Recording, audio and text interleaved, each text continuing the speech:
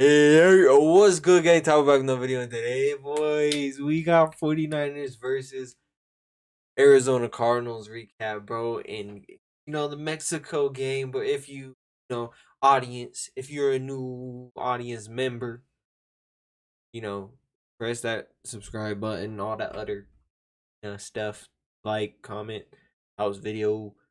Lets you see my other video. Cool stuff, cool stuff. But let's get straight into this, bro. Let's switch it to this perspective. We'll look at the box score, all that stuff, talk about the game. 38-10. Hey, straight smackdown, you know what I'm saying? So, first things first, the person we always start this discussion with, Jimmy Garoppolo. Awesome game. Honestly, I think this could be Jimmy Garoppolo's best game of the season. Last one was pretty good too. Wait, who do we play? Chargers, yeah. Wait, right? Yeah, we played Chargers last. My bad. This was a pretty good one too, though. Honestly, he didn't make really any mistakes. Like, he didn't really miss any blatant throws. He didn't put the ball in harm's way, which he has tendencies to do. We know Jimmy, but he really didn't do that. And the Niners won. He looked really good, really efficient. He attacked deep down the field a couple times, which is awesome. I love to see that. It makes the team, the defense respect it a little bit more from the Niners. But yeah, awesome game by Jimmy. Awesome game by Jimmy. He had a good play where he stepped up on a 3-man rush on a third and something. I can't remember, 3rd and 3. Floated it over to George Kittle, touchdown. He had a 3rd and something in the goal, close to the goal line, where he didn't panic, found a dot straight to Brandon Ayuk, and Ayuk made the catch, got the touchdown. It was, pretty solid game. They converted on third downs a lot this game.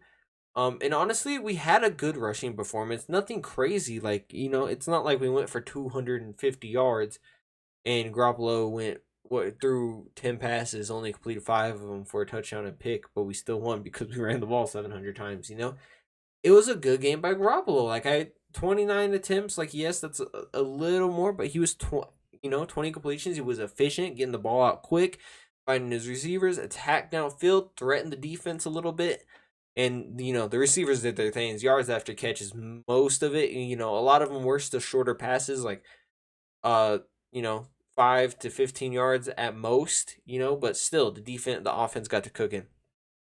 The rushing attack, CMC, started the game 7 carries for 39 yards, but he didn't really, we didn't have a dominant rushing performance, especially in the first half. We scored 17 points, but, we weren't running the ball particularly well. Most of our offense came, on those 2 third downs or that George Kittle run was like a 30-something yard reception. I want to say 38, where Kittle just took off. Awesome play by Kittle. But we had a lot of stuff where it was just we broke runs. And then CMC had a good game though, averaging 5.6 per carry on 7 attempts for 39 yards. And then in the second half, we come out. Elijah Mitchell comes out as the back for the second half. And comes in as a bell cow kind of looking guy. 59 yards, 6.6 average. This is awesome because CMC wasn't having a bad game running the ball. 7 carries for 39 yards, a 5.6 yard average is not bad at all. I'll take that all day, And then Elijah Mitchell just comes in the second half. I don't even know if he had a carry in the first half, but he just looks fresh and ready to go, which is awesome. It's helping both these guys out. Elijah and Christian McCaffrey, this 1-2 punch where they're both really good. It's kind of like the defensive line rotations. That Niners rotate their defensive line a lot to keep their guys fresh and keep them so they could pound. Elijah Mitchell, Christian McCaffrey both have fresh legs. They're only getting 7 to 9 attempts. They're good to go. Both of them are. But then Elijah Mitchell comes in, he really hasn't played at all, and so he's in the defense is kind of tired already compared to Elijah. Elijah's 100%, defense is 70, 80%. He's going. And honestly, Elijah Mitchell's kind of regarded as a speed guy. Yeah, he's fast, but this man, he was pounding that thing. He was not going down very easy at all. And then CMC, like I said, had good carries. Debo had 3 carries. One was a 39-yard. I think one he lost. The other 2 he lost yards, or one of them he did was a 39-yard reverse that he took to the crib.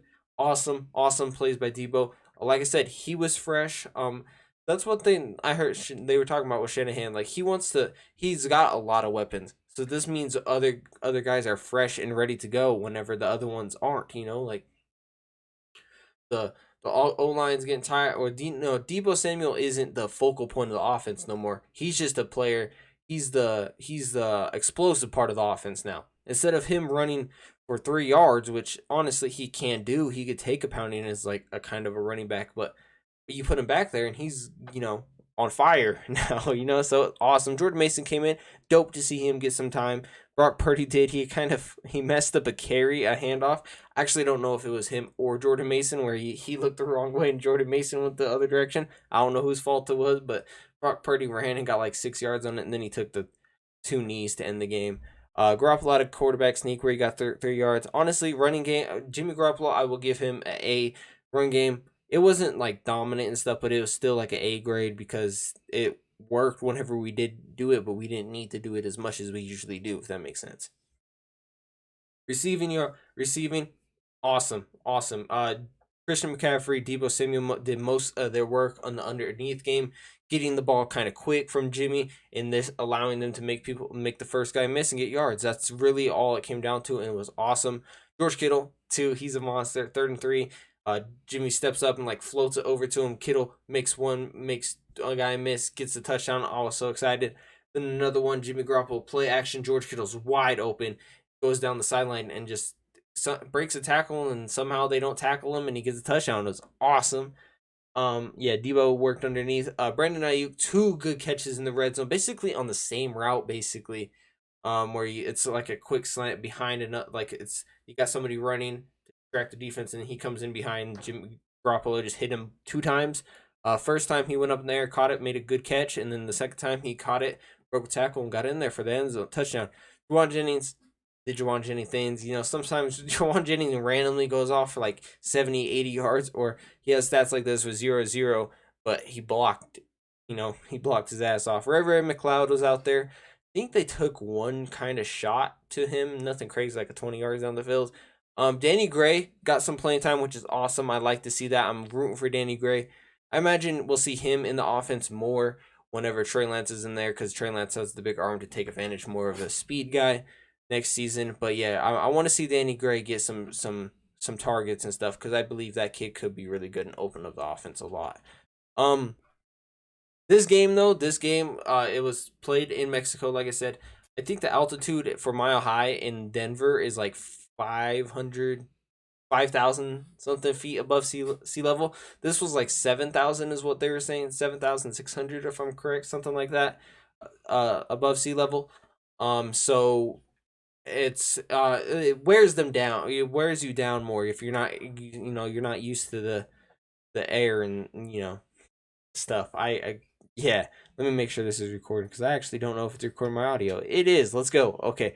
So people were getting tired. People were getting cramps a lot faster than normally would. Travarius Ward left the game. He came back though, and actually kind of played a good game against D Hop. D Hop's awesome. D Hop's honestly probably, he's been suspended, and last year he's hurt, but he's probably still up there in the top 5 as a great receiver in this league.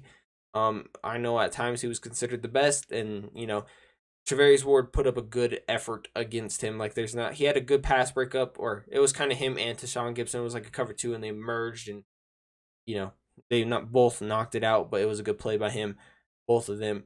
Dre Greenlaw played really well. Fred Warner played well. Dre Greenlaw did get hurt, and I think he was like holding his hand. So hopefully he's fine, and nothing's too wrong. Hufanga had an awesome play where he timed up the snap and almost got the sack, but then Colt McCoy rolls out, and Fred Warner got the sack instead. But yeah, Hufanga's still a monster. Hufanga's so good. Jimmy Ward caught a pick. It went straight through Carson's hands. Is it Chris Carson? That's not his name. It might be Chris Carson. Am I tripping? The Pittsburgh dude. What is his name? James Conner. Holy crap. Who am I thinking? Chris Carson's the Seahawks running, the retired Seahawks running back. Whoa. James Conner's hands. Whoa, dog. Okay, yeah, but he caught a pick. It went through James Conner's hands. Jimmy Ward caught a pick. Deommodore Lenoir actually didn't really notice him, which is good. He had no really bad plays. He didn't do nothing crazy. Womack actually came in because Jimmy Ward left with cramps. I'm assuming. And Sammy Womack actually came in and played pretty well. He had a pick to end the game. He had one that could have been a pick six, but he had a pick to end the game. On Trace McSorley, who came in. Bosa had a sack. Gibson played well. Aziz is back. Ty McGill had actually play. Good play by the defense. Oh, Givens had a wait. Where's Givens at? Givens had a cool like a sack where he smacked the crap out of him. Ray did good, fielding punts. Robbie Gould did good, kicking field goals. Actually, special teams. Shout out to them. Travarius Moore actually had one where he like kind of he was so close to downing it, but to start the game it was rainy, and so like he went to plant his foot and it slipped. So it counted as touchback when it would have been like on the 1-2 yard line if he would have got it back to the other guy. But yeah, awesome game. Nothing. Offense didn't screw nothing up, and they looked really efficient. They scored 38 points. They kind of started a little slow. I think I want to say the first 2-3 drives they didn't do nothing, but after that they got going real quick. Talking about the Cardinals though, the Niners stuffed their run game. Greg Dortch actually he had a good run. I want to say he caught a pass and took it like 40, 50 yards down the field. And then he got some garbage time minutes. A lot of these players did. AJ Green got garbage time minutes. D Hop, or garbage time stats, I should say. D Hop actually had a good game. He kind of left as soon as the Niners scored their last touchdown. He went out of the game. But yeah, honestly, yeah, I don't know. They didn't really do too much against us. Dortch, though, this Dortch kid's actually kind of good. I ain't gonna lie. His yards after the catch, he looked really nice. I ain't gonna lie to you. But yeah, obviously they didn't have Kyler Murray. I don't know how much that would have changed. We'll see in week 17, right? Our last game of the season is also the Cardinals, so we'll play them. I don't know. Maybe they get into position to fight for a playoff spot, the wild card spot. As of right now, we're number 1 in the division, though. We're 4-0 in the division, I believe. We've beat everybody. We beat the Rams twice. We swept them. We beat the Seahawks, and we beat the Cardinals. So, and we play. Well, here, let's go actually look up the remaining of our schedule. So we play, like I said, so we start the Saints. We go against the Dolphins, which is actually the game I'm the most excited for. Oh shit, I didn't mean to click on it though. God, what the hell? So we go against the Saints next week. Dolphins. The Bucks could be an interesting one that could actually have playoff indications depending on how the Bucks are doing. I know they've been playing better recently. The Seahawks too. They're in the playoff hunt as well. Commanders, not really. Raiders, not really. Cardinals could be, but they have to like win out. So this could be kind of like a situation where the Niners versus the Rams last year, where we had to beat the Rams to get into the playoffs. But we'll see. They have to win out, and honestly, with Cliff Kingsbury track record, I don't see that happening. But yeah, boys. 13 minutes. So yeah, that's really all I gotta say. Great team win. There was really no mistakes on offense or defense, honestly. D-Hop kind of went off, but you kind of expect that from D-Hop, defense only allowed 10 points, right? So can't ask too much. In the offense, hey, answered 38 points. Jimmy G really made no mistakes. We had no fumbles to keep the teams in the game. Honestly, we started a little slow, but that's not really a issue whenever you finish fast, right? Like, you start slow, but still if you start slow, but you still run a 4.40, I don't know. I don't know what I'm trying to say, dog. But yeah, that's the end of the recap for y'all. Let me know y'all thoughts and opinions. Give me predictions, I guess, for the Saints game. I don't know. Is Jameis Winston playing? I don't know. I think they should go Jameis Winston instead of Andy Dalton. I don't know. You gave that man a contract. But yeah. Anyway, till next time, it's a Tabo. Peace.